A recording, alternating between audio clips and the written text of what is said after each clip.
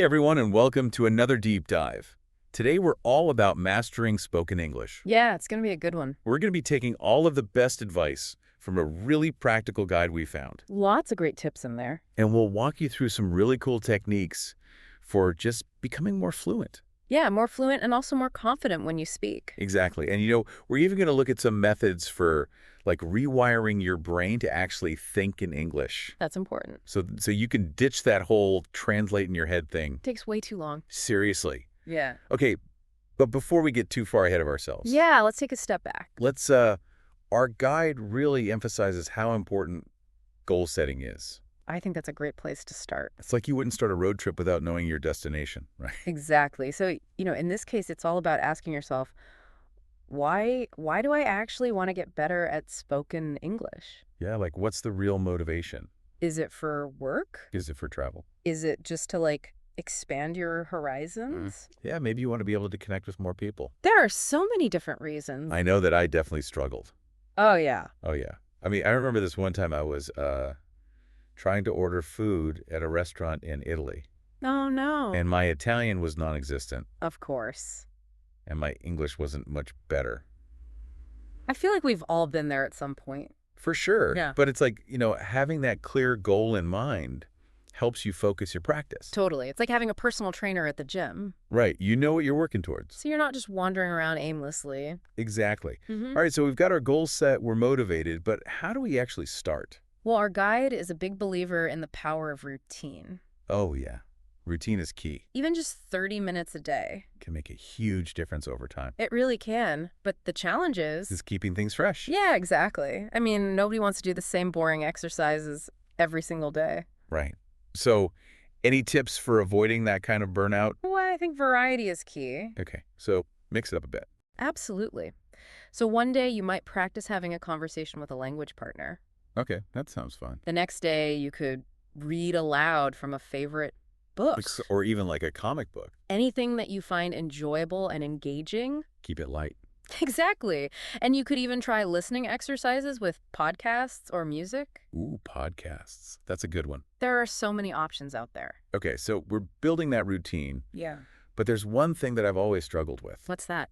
Pronunciation. Yeah, that's a common one. Our guide actually goes into a lot of detail about this, It is a crucial part of spoken English. and it's something that a lot of learners worry about. I think the first thing to remember is that it's totally okay to have an accent.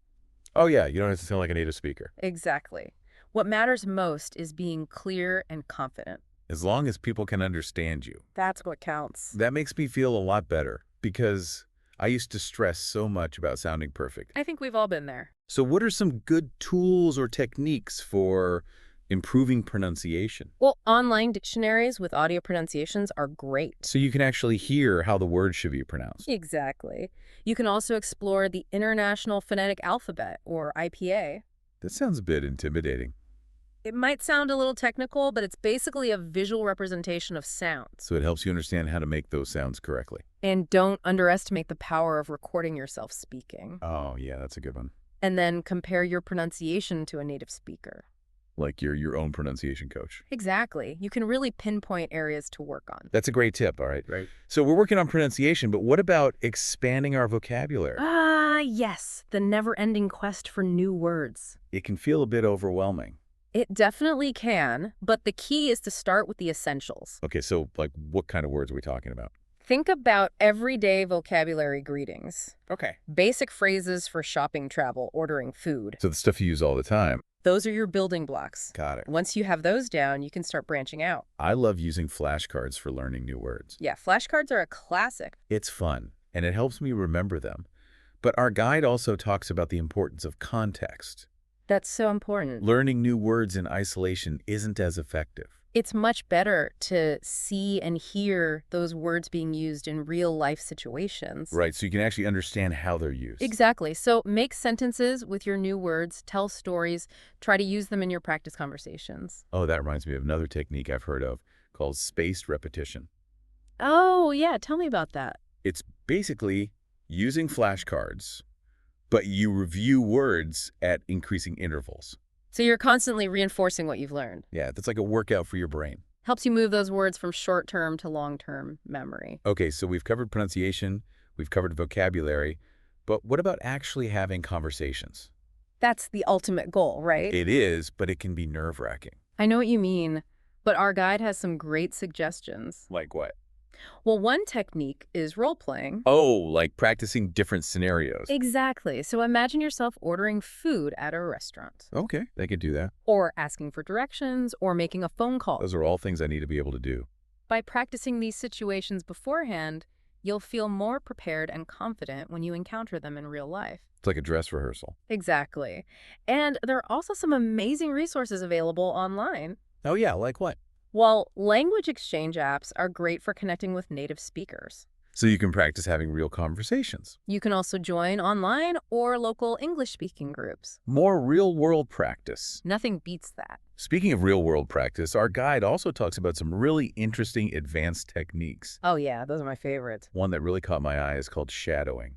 Ah, shadowing. That's a good one. Have you tried that? I have. It's basically mimicking the tone, speed, and rhythm of a native speaker. So you're like their shadow. Exactly. You listen to a recording and try to speak along with it. Kind of like an English-speaking parrot. That's a great way to put it. It sounds tough, though. It can be challenging at first, but it really trains your ear and your speech muscles. So you start to sound more natural. Exactly. It's like a workout for your pronunciation and intonation. Okay, that makes sense. Yeah. What about you? What's your favorite advanced technique?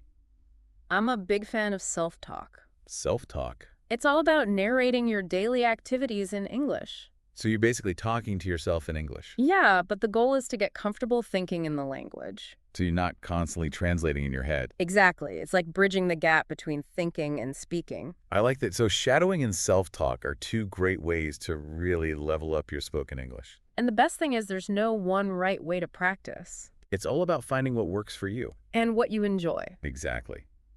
Well, we've covered a lot of ground today. We've talked about setting goals, building a routine, mastering pronunciation, expanding vocabulary, practicing conversations, and even exploring some advanced techniques. It's been a pretty comprehensive deep dive. It has. And I think our guide leaves us with a really thought-provoking question. I love a good question. So think of a situation where you would absolutely love to speak English fluently. Yeah, picture it. Now, what's one small step you can take today to get closer to that goal? It doesn't have to be anything huge. Even a small step can make a difference over time. And your future fluent self will thank you. Well, that's all for today's deep dive. Thanks for joining us. We've explored a ton of practical tips and techniques for mastering spoken English. Now it's your turn to put them into action. So keep practicing. Keep those English muscles working. And we'll see you next time. Bye for now. Bye.